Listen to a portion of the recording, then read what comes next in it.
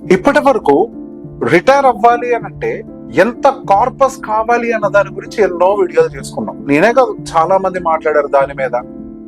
అసలు మనం చాలా ఇంపార్టెంట్ ఆస్పెక్ట్ ఏమైనా మిస్ అయ్యామా అనిపించింది. అసలు మనం ఎంతసేపటికి ఇంత డబ్బు కావాలి, అంత డబ్బు కావాలి, మనం 60కి రిటైర్ అవ్వాలంటే ఇంత ఎస్ఐపి చేయాలి, ఇంత లంసం చేయాలి, ఇవి మాట్లాడుకున్నాం. కానీ అసలు మనం హైదరాబాద్ లో రిటైర్ అవ్వాలా, హోమ్ టౌన్ లో రిటైర్ అవ్వాలా, ఈ రెండింటి గురించి మనం అసలు మాట్లాడుకోలేదు.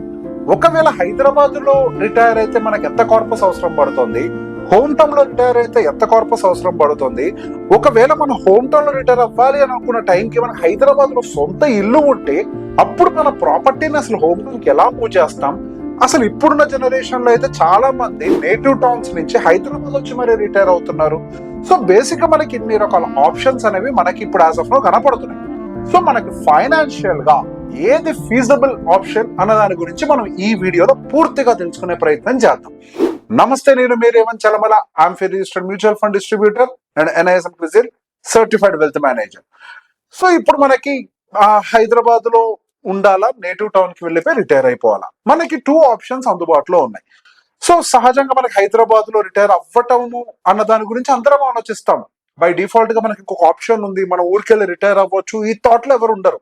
సో సహజంగా మనకి హైదరాబాద్ లో రిటైర్ అవ్వటానికి గల కారణం ఏంటి? ఆల్రెడీ మనకి ఒక ప్రీమియం హెల్త్ కేర్ యాక్సెస్ ఉంటుంది ఇక్కడ, అండ్ మనకి ఆల్రెడీ ఫెమిలియర్ ఎన్విరాన్మెంట్, ఇక్కడ చుట్టుపక్కల పరిసరాలన్నిటికీ మనం అలవాటు పడిపోయి ఉంటాం. ఇక్కడ ఉండేటువంటి కనెక్టివిటీ ఇదంతా కూడా మనకి ఇంకెక్కడ కూడా దొరకదు. సో బేసిక్ గా మనకి అందుకే ఆప్షన్ ఏని ఎక్కువగా ఎంచుకునే ప్రయత్నం చేస్తాం. కానీ ఆప్షన్ బి లో కూడా మనకు వేరే కొన్ని ఉన్నాయి. సో అక్కడ చాలా తక్కువ కాస్ట్ లో బతకగలుగుతాం. వెన్ కంపేర్ టు హైదరాబాద్ మనకి నేటివ్ ప్లేసెస్ లో లివింగ్ కాస్ట్ అనేది చాలా తక్కువగా ఉంటుంది. సో ఈ ఫ్యామిలీ రిలేషన్స్, మన కజిన్స్ అవ్వచ్చు, వీళ్ళందరూ కూడా దగ్గరగా ఉంటారు. ఈ అడ్వాంటేజెస్ అన్ని కూడా ఉంటాయి. మనం ఏ ఆప్షన్ గురించి మాట్లాడలేదు. అట్ ద సేమ్ టైం ఖర్చు కూడా తక్కువ అవుతుంది కదా. ఇప్పుడు మనము అరే ఇవన్నీ ఎందుకులే, మనకి హైదరాబాద్ లో ప్రీమియం ఉంటుంది కదా, ఇక్కడ రిటైర్ అవుతాం కదా అని చెప్పేసి అనుకుంటే ఫస్ట్ విషయం గుర్తుపెట్టుకోవాలి, మనం దానికి కావాల్సిన కార్పస్ ఉందా లేదు చూసుకోవాలి కదా. సో ఒకవేళ కార్పస్ లేదనుకోండి, ఆప్షన్ బి గురించి కూడా మాట్లాడుకుందాం. ఆ తర్వాత మీరు ఎక్కడ రిటైర్ అవ్వాలో తర్వాత డిసైడ్ అవ్వండి.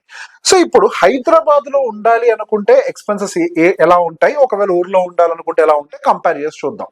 ఇప్పుడు హైదరాబాద్ లో ఒక మంచి ప్రీమియం ఇంటిని రెంట్ గా తీసుకొని మెయింటెనెన్స్ కట్టాలంటే ఎక్కడ చూసినా కానీ ఒక ప్రీమియం గేటెడ్ కమ్యూనిటీలో 40-45 వేల రూపాయలు రెంట్ ఉంది, పైన 5-6 వేలు ఇంకెక్కువనే మెయింటెనెన్స్ కూడా వస్తుంది. పుట్టిన వాటికే 50,000 రూపాయలు అయిపోతున్నాయి.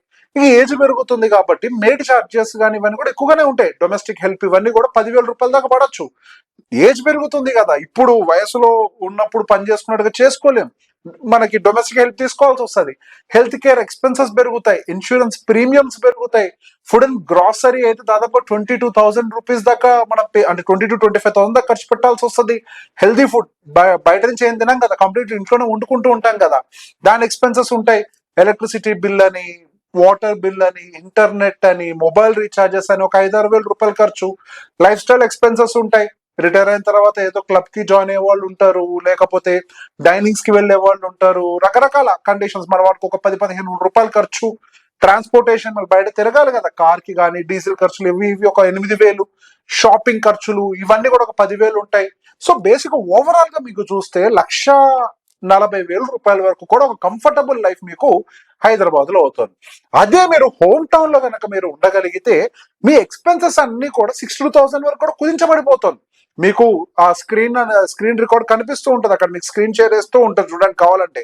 హౌసింగ్ ఎంత గట్టిగా ఊర్లోకి వెళ్ళి తీసుకుంటే 10,000 రూపాయలు కూడా ఉండదు. 8,000 రూపాయలకి మనకు మంచి 2 BHK 3 BHK కూడా దొరికేస్తుంటాయి మండలాల్లో.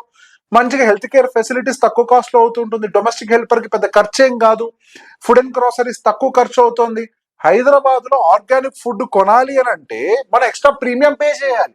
కానీ అక్కడ మన ఊర్లోకి వెళ్తే ఆర్గానిక్ ఫుడ్ అనేది ఒట్టిగానే దొరికేస్తుంది, అంత ఎక్స్పెన్సెస్ ఉండవు. మనకు అక్కడ క్లబ్బింగ్లు, డైనింగ్లు ఇవన్నీ ఆప్షన్స్ ఉండవు, తక్కువ కాస్ట్ అయిపోతుంది. ఆరోగ్యానికి కూడా మంచిది. మేబీ ట్రాన్స్పోర్టేషన్ కాస్ట్ ఉండదు, సినిమాలకి వాటికి వెళ్ళడానికి క్లబ్బులకి వెళ్ళడానికి ఏమి ఉండదు కదా.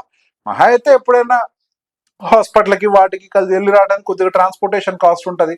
గట్టిగా ఖర్చు పెడితే ఒక 60-62 వేలు కంఫర్టబుల్ లైఫ్ మనం ఒక విజయవాడ, వరంగల్ లాంటి టౌన్స్ లో బతికేయగలుగుతాం. So when compare to Hyderabad మనకి హోమ్ టౌన్స్ కి వెళ్ళి సెటిల్ అవుతే దాదాపుగా మన ఎక్స్పెండిచర్ 56% కట్ డౌన్ అవుతోంది. సో బేసిక్ గా మన హైదరాబాద్ లో ఉండటం వల్ల అయ్యే ఖర్చు ఆల్మోస్ట్ డబుల్. ఏది మనకి హోమ్ టౌన్స్ లో ఉన్నదంతా కంపేర్ చేసుకుంటే.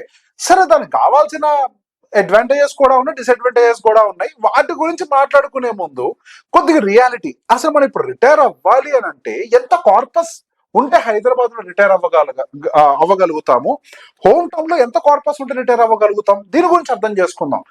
ఏముంది, వాదనకి చాలా మాట్లాడతాం. అరే హైదరాబాద్ లో ఉంటే సూపర్ మల్టీ స్పెషాలిటీ హాస్పిటల్, పెద్ద రోడ్ నెట్వర్క్, మెట్రో, ఎక్స్వైజెడ్ అన్ని బాగుంటాయి, డబ్బు కూడా కావాలి కదా. మరి ఎంత కావాలి అనేది ఇప్పుడు చూద్దాం. ఇప్పుడు హైదరాబాద్ లో మీరు రిటైర్ అవ్వాలి అనుకుంటే ఒక 3.5 కోట్ల కార్పస్ ఉందనుకోండి, హియర్ అండ్ దేర్ ఒక 25 years గెంటుకుంటూ వచ్చేస్తాం. అంటే దాదాపుగా మనం ఏమనుకుంది, ఎస్డబ్ల్యూపీఓ పాడైన ప్రాపర్ గా ప్లాన్ చేసుకుంటే ఓ 9 కోట్ల రూపాయలు మన 25 సంవత్సరాలు ఖర్చు పెట్టేస్తాం. అదే హోమ్ టౌన్ లో అనుకోండి ఒక 1.5 కోటి కావాల్సి వస్తుంది. దాదాపు ఈ 25 సంవత్సరాలు 4 కోట్ల రూపాయల ఖర్చు పెట్టేస్తూ ఉంటాం. సో ఈ రెండింటికి మధ్యలో ఉన్న డిఫరెన్స్ దాదాపుగా 5 కోట్ల రూపాయలు. సో బేసిక్ గా మనకి 5 కోట్ల రూపాయలు మన 25-year రిటైర్మెంట్ లైఫ్ లో అడిషనల్ గా హైదరాబాద్ లో ఉండటం వల్ల పెడుతున్నాం.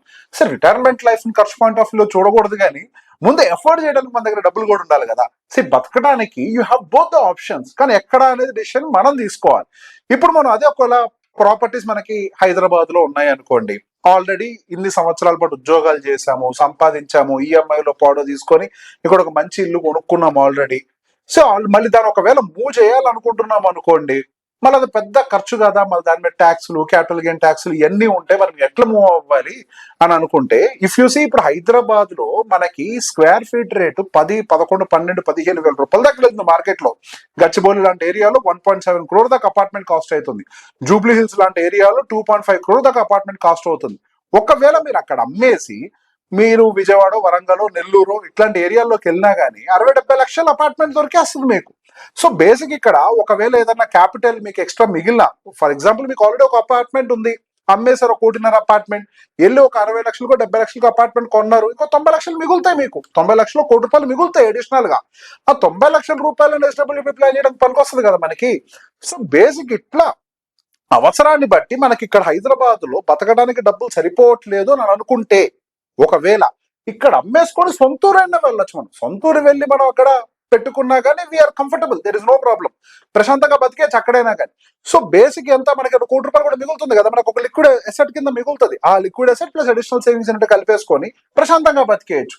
సరే, ఇప్పుడు నేను అసలు ఎక్కడ బతకాలని పక్కన పెట్టండి. ముందైతే అసలు నేను ఇప్పుడు ఒకవేళ హైదరాబాద్ లో బతకాలంటే రేవంత్ 3.3 crore ఇప్పుడున్న మార్కెట్ రేట్ ప్రకారం కావాలంటున్నావు.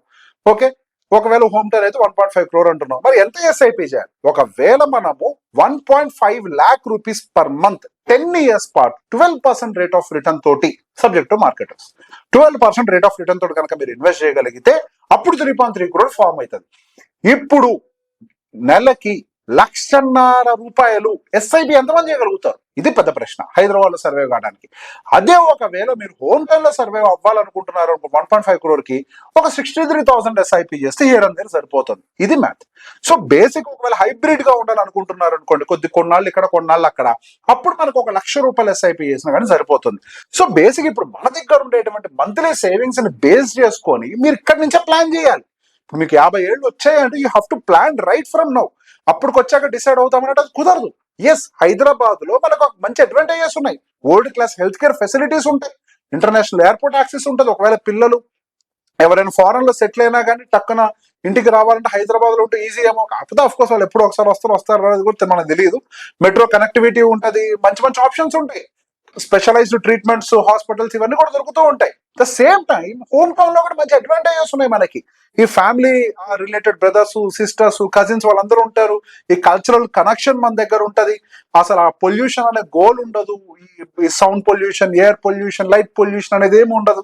సో ఒక పీస్ఫుల్ లైఫ్ తీసుకోవడానికి మీకు మంచి అవకాశం దొరుకుతుంది. సో బేసిక్ గా అసలు మీరు ఇక్కడ ఉండాలా లేకపోతే అక్కడ ఉండాలి, హోమ్ టౌన్ లో ఉండాలి, హైదరాబాద్ హోమ్ టౌన్ అనే దానికి కొన్ని పారామీటర్స్ పెట్టుకుందాం. ఒక 6 ప్రశ్నలు మీకు మీరుగా వేసుకోండి. So what is your current corpus? Okay, ఇప్పుడు ఒకవేళ మీ దగ్గర 1 కోటిన్నర, ఇప్పటికిప్పుడు రిటైర్ అయ్యేవారు, ఒకవేళ మీ దగ్గర 1.5 కోటిన్నర కంటే తక్కువ కార్పస్ ఉంది అనుకోండి, బెటర్ అవాయిడ్ హైదరాబాద్. ఒకవేళ మీ దగ్గర 3.5 కోట్ల కార్పస్ ఉందనుకోండి, 3 నుంచి ఒక 5 కోట్ల కార్పస్ ఉందనుకోండి, మీ choice home town or Hyderabad. ఒకవేళ మీకు ఇంకా అసలు 5 crore plus కార్పస్ ఉందనుకోండి, యువర్ చాయిస్, ఇక ప్రీమియం హ్యాపీగా ప్రశాంతమైన జీవితాన్ని గడిపేయచ్చు. మీ హెల్త్ కండిషన్ ఏంటి? తర్వాత కండిషన్, హెల్త్ కండిషన్ ఒకవేళ క్రిటికల్ గా ఉందనుకోండి, Hyderabad is the best option. లేదు ఒక జనరల్ హెల్దీగానే ఉన్నారు అనుకోండి, హోమ్ టౌన్ అయినా పర్వాలేదు. ఒకవేళ ఫ్యామిలీ జియోగ్రఫీ వైపు చూద్దాం. ఒకవేళ కిడ్స్ మీకు కొంచెం హైదరాబాద్ లోనే సెటిల్డ్ ఉన్నారు, లేదా అబ్రాడ్ లో ఉన్నారు అని అనుకుంటే, మీ దగ్గర కార్పస్ హెల్త్ కండిషన్ బట్టి బేస్ చేసుకొని మీరు నెక్స్ట్ ఇక్కడ ఇంకో డెసిషన్ తీసుకోవాలి. అండ్ ఇక్కడ మీకు కావాల్సినటువంటి రిలేటివ్స్ ఎవరైనా ఉన్నారా? మన రిటైర్ అయ్యడం పిల్లలు ఎక్కడ సెటిల్ అవుతారో కూడా మనకు తెలియదు. లేదు ఇప్పుడు మీరు 50 years అయినా కానీ మీ కండిషన్ మీకు అర్థమై ఉంటుంది. ఆల్రెడీ పిల్లలు ఎక్కడెక్కడికో వెళ్ళిపోయి ఉంటారు. హైదరాబాద్ లోనే కలుసుకునే వాళ్ళు చాలా తక్కువ అయిపోయారులేండి, అది వేరే విషయం. సరే, పరిస్థితులకు అనుగుణంగా మీ ఫ్యామిలీ జియోగ్రఫీ ఎట్లుందో చూసుకొని ఒక మళ్ళీ డెసిషన్ తీసుకోండి. అండ్ మీ స్పౌస్ ప్రిఫరెన్స్ ఏంటి, మీ ఇద్దరు కలిసి కూర్చొని డెసిషన్ తీసుకోండి. మీ స్పౌస్ ప్రిఫరెన్స్ నేటివ్ ప్లేసా లేకపోతే హైదరాబాద్, ఎందుకంటే కలిసి బతకాల్సిన ఇద్దరు కదా మరో 25 ఏళ్ల పాటు. At the same time property situation ఏంటి, మీకు ప్రాపర్టీ అనేది హైదరాబాద్ లో ఉంది, ఒకవేళ ఊర్లో లేదనుకోండి, ఇక్కడ అమ్మేసి అక్కడ కొనుక్కోవాలనుకుంటున్నారా, లేదా 2 చోట్ల ఉంటాయి మీరు 2 చోట్ల దాన్ని అట్లా పెట్టుకొని హైబ్రిడ్ మోడల్ అక్కడ కొన్నాళ్ళు ఇక్కడ కొన్నాళ్ళు పెట్టుకోవాలనుకుంటున్నారా? సో బేసిక్ గా మీకు ఉన్నటువంటి ప్రాపర్టీ సిచ్యువేషన్ కూడా చూసుకోండి. ఒకవేళ మీకు ప్రాపర్టీ అనేది లేదనుకోండి ఊర్లో, ఇక్కడ అమ్మేసి అక్కడ కొనుక్కునే ప్రయత్నమైనా చేయొచ్చు. దానికి మనకి సెక్షన్ 54 స్ట్రాటజీని అప్లై చేయొచ్చు. అంటే మనకి long term capital gain tax ని అవాయిడ్ చేయడానికి కొన్న వెంటనే మనం వేరే దగ్గర 2 years లో వేరే దగ్గర ఇల్లు కొంటే మళ్ళీ ప్రాపర్టీ ట్యాక్స్ ఏదో మనకి long term capital gain tax అనేది కొద్దిగా అవాయిడ్ చేసేయచ్చు. అండ్ మీ సోషల్ నెట్వర్క్ ఎక్కడుందో చూసుకోండి. మరి రిటైర్ అయిన తర్వాత ఉద్యోగం ఉండదు, ఏముండదు. మరి అట్లాంటి టైంలో మీకు కావాల్సింది ఏంటి, మీ సోషల్ నెట్వర్క్. మీ సోషల్ నెట్వర్క్ అంతా కూడా ఎక్కడ ఉందంటే, మీ ఫ్రెండ్స్ కావచ్చు, వీళ్ళందరూ కూడా ఎక్కడ మీకు అందుబాటులో ఉంటారు, ఎవరు ఎక్కువ టైం ఇవ్వగలుగుతారు, వాళ్ళందరూ ఎక్కడున్నారో కూడా ఒకసారి చెక్ చేసుకోండి. చెక్ చేసుకున్న తర్వాత అకార్డింగ్లీ మీరు మీ డెసిషన్ తీసుకోవచ్చు. అట్ ద సేమ్ టైం మీ ట్యాక్స్ ఆప్టిమైజేషన్ విషయంలో కూడా ఒకసారి క్లియర్ గా చెప్తారు. ఒకవేళ మీరు హైదరాబాద్ నుంచి కనుక అపార్ట్మెంట్ అమ్ముకొని మీరు మీ ఇక్కడికి వెళ్ళాలనుకుంటున్నారు, అంటే మీ హోమ్ టౌన్ కి వెళ్ళాలనుకుంటున్నారు అనుకోండి, మీ హైదరాబాద్ ప్రాపర్టీని అయితే మీరు అమ్మేసుకోవాలనుకుంటారు. సో బేసిక్ గా హైదరాబాద్ ప్రాపర్టీని ఏదో 1,70,00,000 ఇప్పుడున్న మార్కెట్ రేట్ అమ్ముకున్నారు అనుకోండి, మీరు ఊర్లో ఏదైనా ఒక 70,00,000 ప్రాపర్టీ కొంటే బ్యాలెన్స్ అనేది మీకు మిగులుతుంది. క్యాపిటల్ ఇన్వెస్ట్ చేయడానికి కూడా కొద్దిగా ఫ్రీ క్యాపిటల్ దొరుకుతుంది మీకు. సో బేసిక్ ఇక్కడ ఏమవుతుంది అని అంటే, మీకు క్యాపిటల్ గెయిన్ ట్యాక్స్ అనేది క్యాలిక్యులేషన్ లోకి వస్తుంది. ఈ క్యాపిటల్ గెయిన్ ట్యాక్స్ అని ఒకసారి మీ సీఏని కన్సల్ట్ అయితే, మీరు కొన్న టైం దగ్గర నుంచి ఇప్పుడున్న టైం ఫ్రేమ్, సో బేసిక్ గా ఈ టైం ఫ్రేమ్ ని బేస్ చేసుకొని మీకు ఎంత టోటల్ క్యాపిటల్ ట్యాక్స్ పే చేయాల్సి వస్తుంది, అండ్ ఏ ప్రైస్ కొన్నారు, ఏ ప్రైస్ అమ్ముతున్నారు, ఇది కూడా కంపేర్ చేసుకున్న తర్వాత ఎంత ట్యాక్స్ కట్టాల్సి వస్తుందో చెప్తారు. ఒకవేళ మీరు వెంటనే ఇల్లు కొంటున్నారు అంటే గనక, ఆ ఇంటికి సహజంగా మనకు ఉండేదాని ప్రకారం long term capital gain tax అనేది ఎగ్జామ్షన్ దొరుకుతుంది. సో ఎంత ఎగ్జామ్షన్ దొరుకుతుంది అనేది కూడా మీకు సీఏ క్లియర్ గా చెప్తారు. సో దీనికి సంబంధించి సొంతంగా నిర్ణయం తీసుకోకుండా సాధ్యమైనంత వరకు ఒకసారి సీఏని అప్రోచ్ అయ్యే ప్రయత్నం చేయండి. సో మీకు ఉండేటువంటి ఫైనాన్షియల్ కండిషన్ దృష్టిలో పెట్టుకొని, సోషల్ కండిషన్స్ ని, ఫ్యామిలీ కండిషన్స్ ని దృష్టిలో పెట్టుకొని, కేవలం మన హైదరాబాద్ అనేది ఒకటే కాదు, ఇప్పుడు నేను చెప్పినట్టు అన్నింటినీ దృష్టిలో పెట్టుకొని ఎక్కడ రిటైర్ అయితే మీకు కంఫర్టబుల్ గా ఉంటుంది అనే దాన్ని మీరు కరెక్ట్ గా డిసైడ్ అవ్వండి. జస్ట్ ఏదో ఎమోషనల్ గా ఇన్నాళ్ళు ఇక్కడ ఉన్నాం కదా, హైదరాబాద్ లో ఉందాము అన్నది కాకుండా మీ ఫైనాన్షియల్ కండిషన్ ఫస్ట్ అర్థం చేసుకునే ప్రయత్నం చేయండి. ఈ వీడియోని మీ ఫ్రెండ్స్ అందరికీ షేర్ చేయండి. Thank you very much.